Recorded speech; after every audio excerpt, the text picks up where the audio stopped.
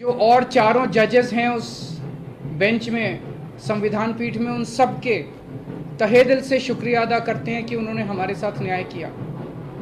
मैं दिल्ली की जनता को केवल नहीं देना चाहता, बधाई देना चाहता हूं और उनका शुक्रिया करना चाहता हूं कि जो इतना लंबा संघर्ष था, उस संघर्ष में दिल्ली की जनता ने मेरा साथ दिया। दिल्ली की जनता के साथ के बिना मैं कुछ नहीं कर सकता था। आज जो ये इतनी बड़ी जीत हुई है, ये उन्हीं के आशीर्वाद, दिल्ली की जनता के आशीर्वाद और उनके साथ का, उनके सहयोग का नतीजा है। कदम आप सब लोगों को मेरा नमस्कार।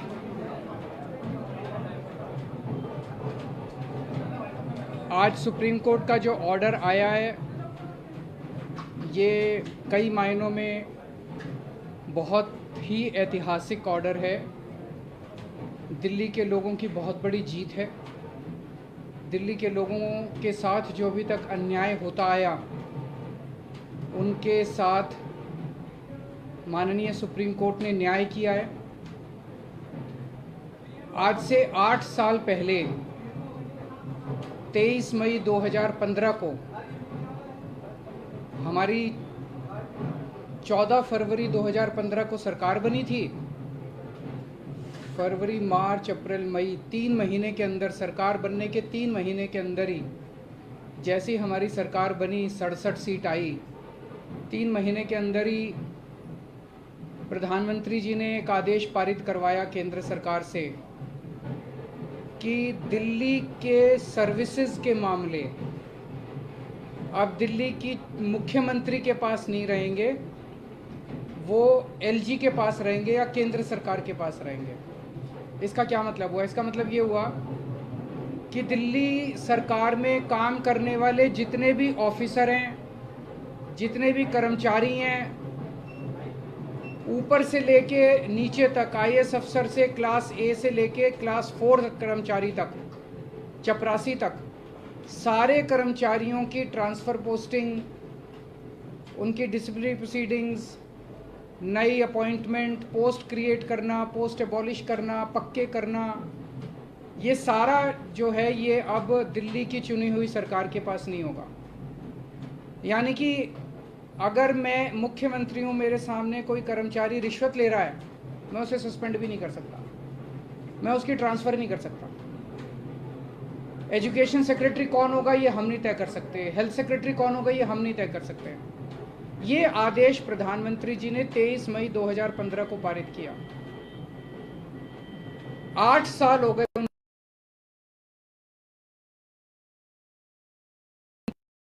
इस दौरान इस आदेश को इस्तेमाल करके दिल्ली के कामों को जानबूझ के रोका गया।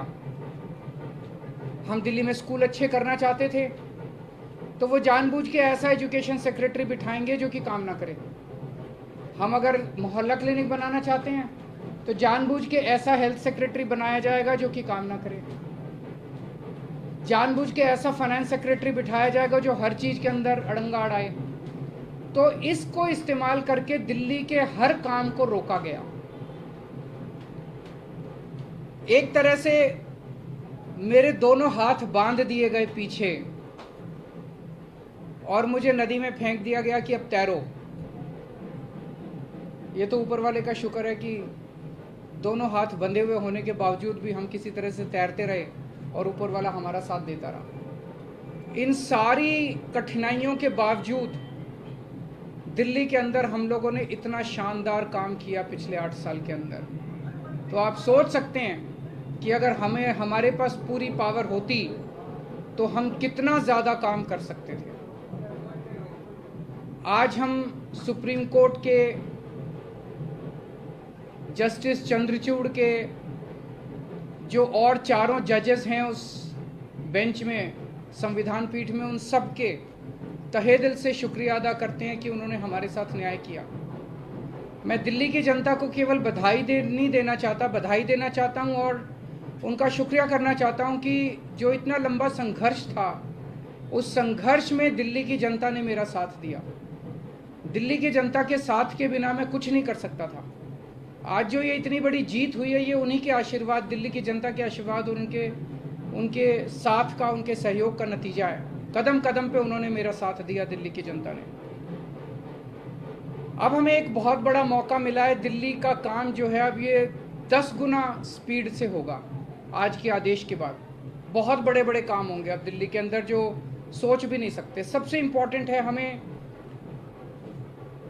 एक ऐसा प्रशासन देना है दिल्ली के लोगों को जो कि रेस्पॉन्सिव हो, जो कि जनता की ज़रूरतों के प्रति सिंपैथेटिक हो, कंपैशनेट हो।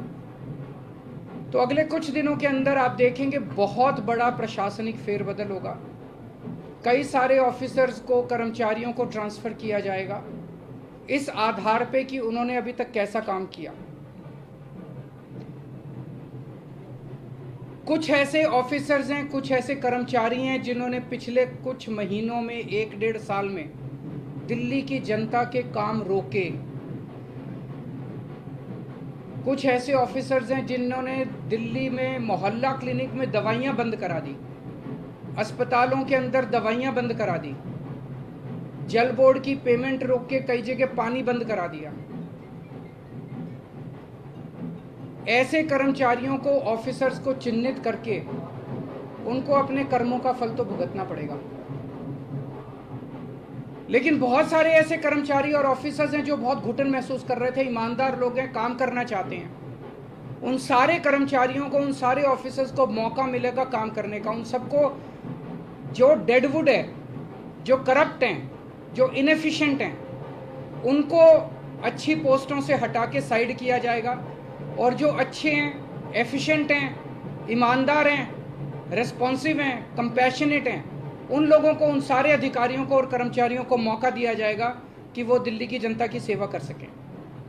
सारे प्रशासनिक सिस्टम को भी दुरुस्त किया जाएगा। ये सारा सिस्टम भी सड़ा गला सिस्टम है। ऐसा सिस्टम बनाया जाएगा जो जनता के प्रति जवाबदेह हो और जनता के लिए रिस्पॉन्सिव हो, जनता की ज़रूरतों के प्रति रिस्पॉन्सिव हो। तो व्यवस्था के अंदर जितनी कमियां हैं, इन सारी कमियों को दूर किया जाएगा। तो पूरे सिस्टम को और ऑफिसर्स को और कर्मचारियों को जनता के प्रति जवाबदेह बनाया जाएगा और जनता के लिए रेस्पॉन्सिव बनाया जाएगा। एक लीन एंड थिन गवर्नमेंट तैयार की जाएगी। Lean, thin, responsive, compassionate and accountable government. ये हम चाहते हैं। दिल्ली, जैसे दिल्ली ने पूरे देश को शिक्षा का मॉडल दिया, हेल्थ का मॉडल दिया, अब एक ऐसे गवर्नेंस का, एडमिनिस्ट्रेशन का मॉडल हम जनता के सामने रखेंगे, पूरे देश के सामने रखेंगे। मैं देखता हूं कि कई ऐसी पोस्ट्स हैं जिनकी जरूरत नहीं है। उनमें कोई भी कर्मचारी या अधिकारी बैठ के जनता की 4 अड़चनें ही लगाता है। अगर वो ना रहे तो ज़्यादा अच्छा रहेगा। तो ऐसी पोस्ट्स को चिन्हित करके या तो उन्हें खाली छोड़ा जाएगा या उन्हें अबॉलिश कर दिया जाएगा। जहाँ जहाँ ज़्यादा पोस्ट्स की ज़रूरत है वहाँ ज़्यादा पोस्ट्स क्रिएट की जाएंगी। जहाँ जहाँ लोगों को ज़रूरत है वहाँ ज़्यादा पोस्ट, जैसे अब इतने मोहल्ला क्लिनिक बना रहे हैं तो जब डॉक्टर्स की ज़रूरत है, पैरामेडिक्स, वहाँ और क्रिएट किए जाएंगे। तो अभी तक हम लोगों ने स्कूल, अस्पताल में एक मॉडल दिया। अब पंजाब के अंदर हम एक अच्छे लॉ एंड ऑर्डर, कानून व्यवस्था लागू कर रहे हैं। उसी तरह से दिल्ली अब कुशल प्रशासन का एक मॉडल पूरे देश के सामने देगा। मैं एक बार फिर से दिल्ली की जनता का बहुत बहुत आभार व्यक्त करना चाहता हूं, जिन्होंने पूरे संघर्ष में हम लोगों का साथ दिया। अगर हैं जी, बिल्कुल होगी। सर्विसेज आने के बाद हम नई पोस्ट क्रिएट कर सकते हैं, पुरानी पोस्ट से अबॉलिश कर सकते हैं, कुछ भी कर सकते हैं। एसीबी अभी चुनी हुई सरकार के पास नहीं है, लेकिन विजिलेंस अब आ गया है।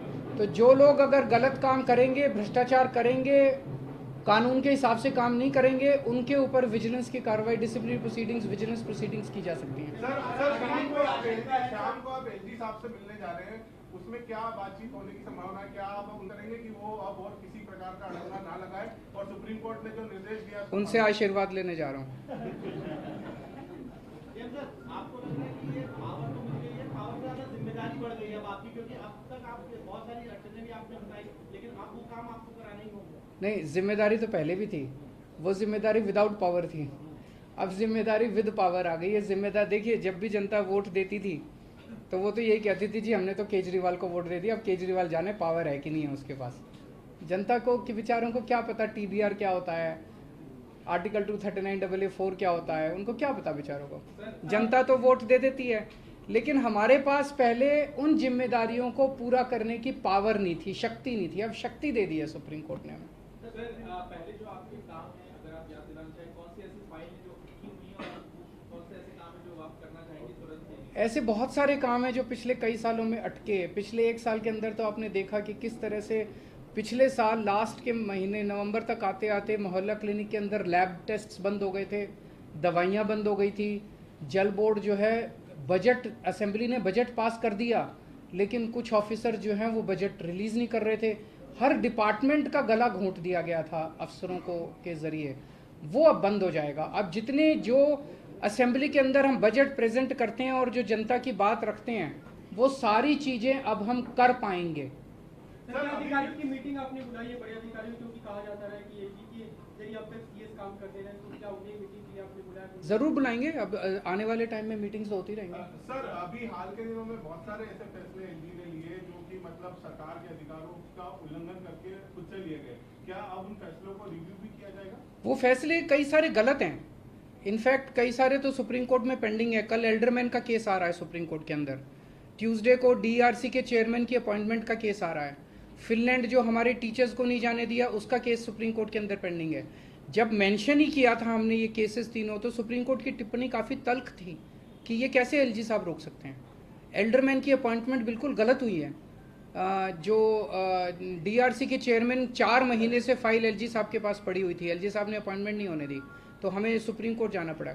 मुझे लगता है कि अब इतना सुप्रीम कोर्ट जाने की, हाई कोर्ट जाने की ज़रूरत शायद ना पड़े। अब शायद हम अपने स्तर के ऊपर ही कई सारे निर्णय ले सकते हैं। तो बहुत सारी चीजें ऐसी कही गई जिसमें ये भी कहा गया कि केंद्र जो है वो राज्य सरकारों की जो ताकत है, पावर है, वो छीने ना छीने, इस तरीके की आगे के लिए नजीर। मैं यही कहना चाहता हूं कि केंद्र सरकार एक तरह से, प्रधानमंत्री जी खासतौर एक तरह से पिता समान होते हैं। जैसे परिवार में पिता होता है, पिता समान होते हैं।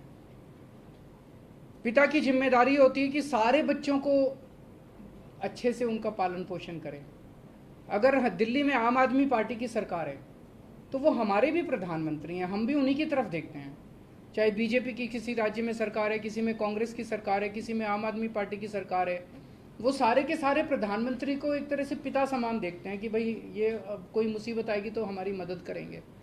लेकिन अगर जैसे ये 23 मई 2015 को आदेश पारित करके दिल्ली सरकार की पावर छीन ली गई, 8 साल तक हमें बिना पावर के काम करना पड़ा, काम रुक गया, किसका फायदा हुआ?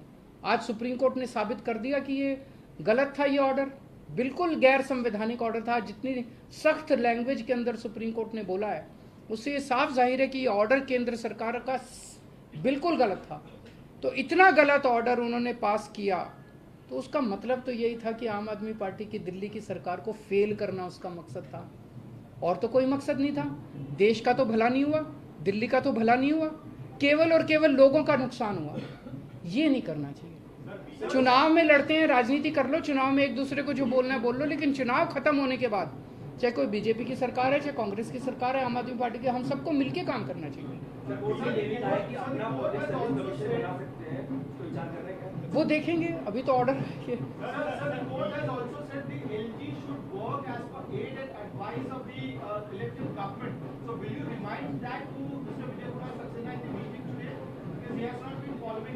जब उनका आशीर्वाद लेने जा रहे हैं तो सारी चीजों पे आशीर्वाद है जी, मिलके काम करेंगे। बीजेपी के नेताओं को बयान ऐसा भी आ रहा है कि अभी संसद भी है, संसद में कानून भी बन सकता है, अगर गलत लगेगा तो उसमें बदलाव कर देंगे, बड़ी बेंच के पास भी जाया जा सकता है। ये पहले भी कोर्ट में दलील दी थी कि उठाने की तरफ से कि 9 बेंच के जाया जा सकता है मामले को लेकर।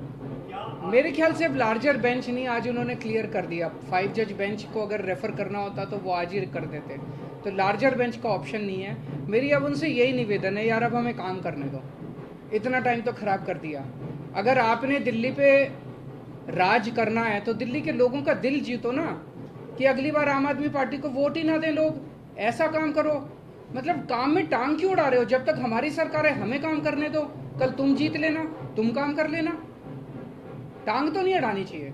सर महाराष्ट्र का जो फैसला आया है, बस की फाइल आपने पहले भेजी थी, कुछ दिन पहले ही प्रधान की थी, मीटर फाइल आप भेज चुके हैं, 2 फाइल लेटेस्ट आपने भेजी है, क्या उनका जवाब आ गया है या अभी आया नहीं। कानून के अंदर एलजी साहब के पास 7 दिन का टाइम होता है, तो वो भी मैं आज उनसे रिक्वेस्ट करूंगा कि 7 दिन में क्लियर करना चालू करें फाइलों। सर महाराष्ट्र का जो फैसला आया है उसमें भी राज्यपाल की भूमिका को बहुत ही मैंने उसको पूरा पढ़ा नहीं है, मैं अपना फैसला सुनने के बाद मैं थैंक यू सो मच।